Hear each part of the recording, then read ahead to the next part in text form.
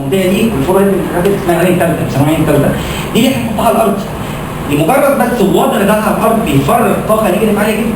فهي فانا مش عايز اخص في لان لو اتكلمنا فيها في ناس متخصصين في دي الاجازه العلمي في الدكتور امين دكتور سلمان نجار صح بيثبتوا كل يوم دلائل جديده. في حاجات في عالم ياباني اسلم بسبب دي، بسبب ميه زمزم وتاثير الطاقه سنه 1956. في 8 علماء روس جالهم تسمم لمجرد ان هم كانوا بيناقشوا صناعه قنبله ذريه في المكان ده كان مغلق وكان فيه كوبايات ميه، مجرد ما شربوا الميه اتسمموا. ما شربوش حاجه غير ميه كده، فلقوا ان احنا بنأثر على الميه وشكل جزيئات الميه بتأثر عليها. لما بنقول على الميه بسم الله وبنشربها 3 مرات طاقتنا بتتضبط 80 ل 90% من جسم الميه. فانت بتقولي لنفسك بتأثر على شكل جزيئات الميه. هما دول يقروا على ميه حاجه سلبيه جدا، لقوا ان شكل الميه وحش جدا وبداوا يتكلموا عليها. اما الدكتور حموده لما كان في اسبانيا بيكلم دكتور اسمه انجيل سكيديرو قروا عليها الفاتحه وصوروها كريستاله تحفه. فمعنى كده لمجرد في بحث موجود على الانترنت، بحث عالم ياباني كان عامل بحث عن الميه وعلاقه زمزم بالميه، بحث جميل نزل في كتاب رائع جدا، حد يقراه كتاب يدور عليه ينزله تحفه. احنا علاقتنا الميه فاحنا اللي بنفكر فيه بيأثر على جسمنا. انا كنت شايف النسخه الاولى بتاعه لكن هو في نسخه ثانيه. خلينا نجاوب الاسئله دي في الاخر. طيب ناخد السؤال اللي فوق. السلام عليكم. السلام. بما ان يعني لو الكلام اللي كان في الفيديو ده حقيقي طب ليه ما نطبقش الكلام ده على دراسات حقيقيه هنا في مصر؟ مين قال لك انا ما عملتش كده؟ نعم؟ مين قال لك ان انا ما عملتش كده؟ طب اوكي ماشي.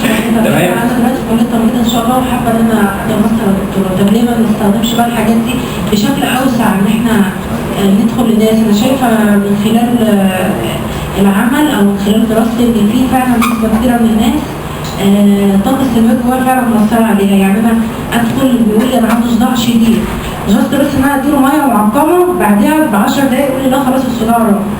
يعني اسمها قوة الإيحاء. أحد التجارب اللي كان بيعملها عالم أمريكي على بعض الأشخاص اللي محكوم عليهم بالإعدام إن هو غمض عينيه، مجرد غمض عينيه بس، وقالوا إن إحنا هنعمل إيه؟ هنجرب شوف لو الدم اتفرغ من جسم الإنسان بيحصل فيه.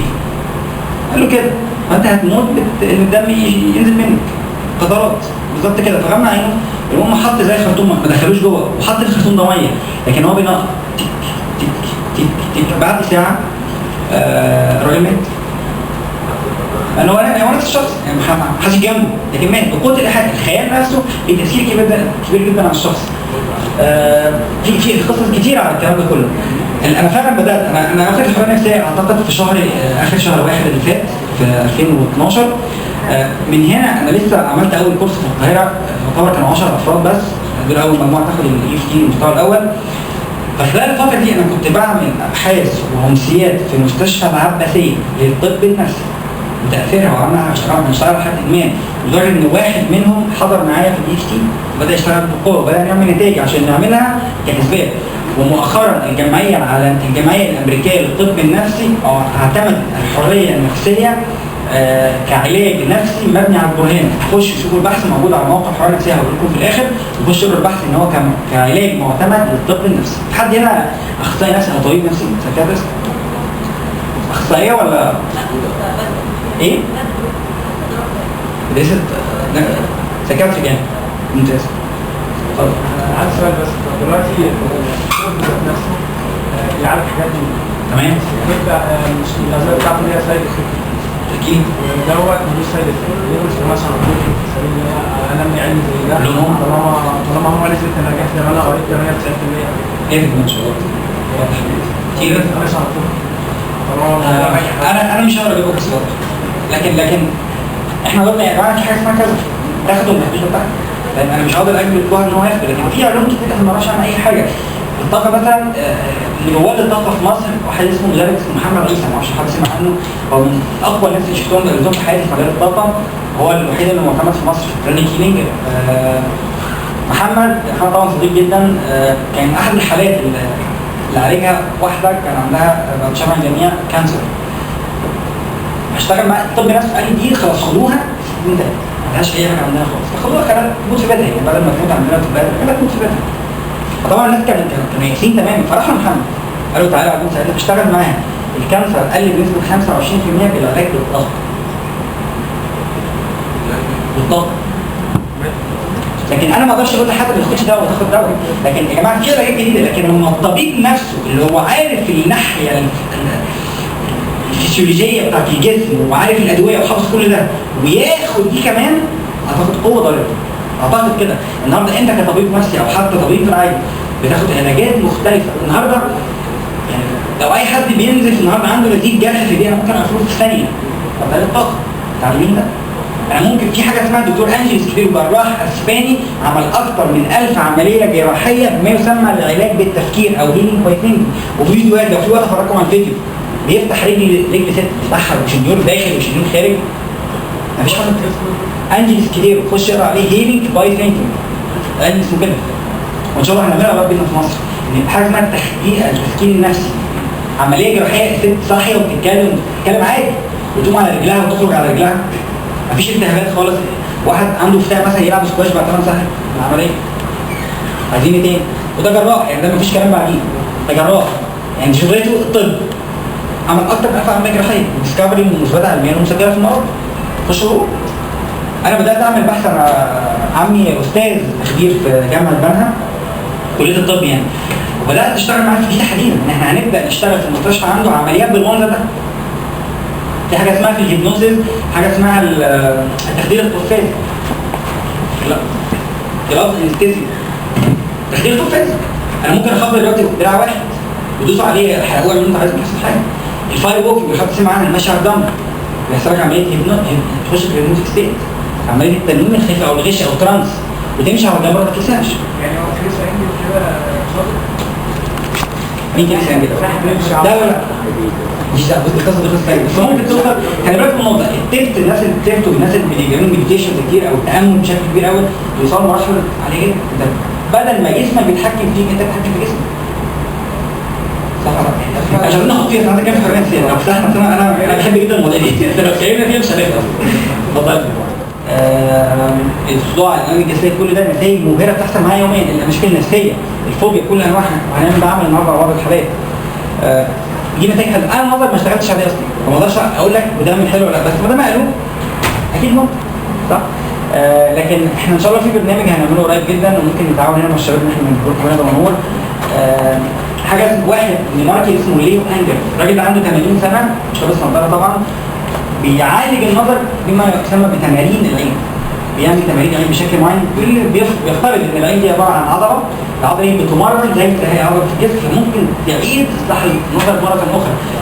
طول النظر، قصر النظر، الاستجماتيزم، في اثباتات كتير. انت وانت قاعد في الكورس تلاقي انت مش شايف بالنظاره، انت متخيل؟ وليها تمارين، وانا اعرف الممثل ده ان شاء الله هنجيبه مصر قريب جدا. فحاجه دكتور ابراهيم فيش حد فيكم شاف لابس نظاره؟ نفس الفكره. وزي راجل من مصر بقى. وحتى هو قال لنا على بعض الحاجات ما حد وصل لي. احنا ما نعرفش. ده ده نظام. طيب خلي دي لما نرجع ان شاء الله نبدا بقى الشغل اللي انتوا عايزينه، ونبدا ننفذ والناس كلها شفتها في القناه احنا ماشي؟ طب ناخد بريك قد ايه؟ ناخد حد كده ووايد كده المدهن والله هذا خطر. ايه طيب ايه مش كده؟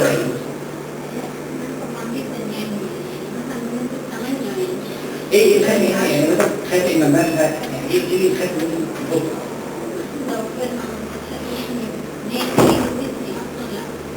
لاحظين هذا المسلسل؟ خطوط واحد. طيب ممكن ناخد هنا مثلا طيب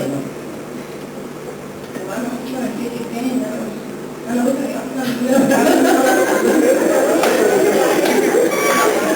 ممكن اتعامل مع اي حيوان. ايه ده؟ انا بتعامل مع لو عملت ما بدخلش حتى لو عندي كام عمل عملت لو عملت يا محمد ايه لو خلصت اللي تنظيمها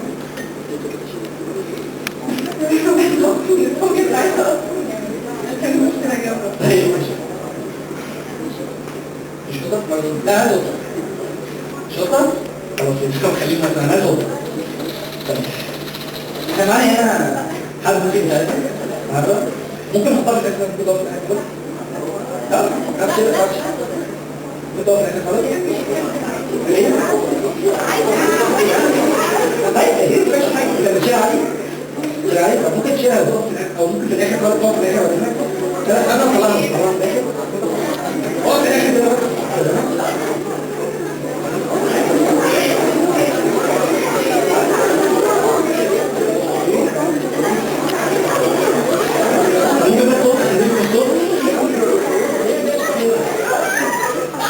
هذا معلومة ايه؟ طيب خليكم يا عم بس معايا طيب كم 10 8 كم 10 كم 10 10 ارجع طبعا طيب حلو الصوت يا جماعه منكم الصوت طيب هنشتغل مع بعضنا يلا كل واحد يجيب سبب بيخاف من ايه تحديدا يعني انا خايف مثلا من المثل خايف تخربشني بالرغم من ان انا خايف مش بعمل يلا معايا كلكم يلا بالرغم ان انا بحب لكني قررت ان انا اتعلم هذا ان شاء الله بالرغم ان انا خايف ابطل لكني قررت ان انا اتعلم هذا ان شاء الله بالرغم ان انا خايف ابطل لكني قررت ان انا اتعلم هذا ان شاء الله طيب يلا نعمل جواب بعضنا كده يلا وانتوا بتكرروا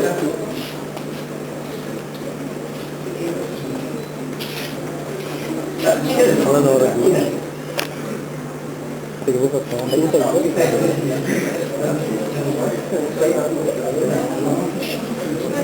لا مش كده جنب الايه؟ لا ما تفوش ممكن يتكلم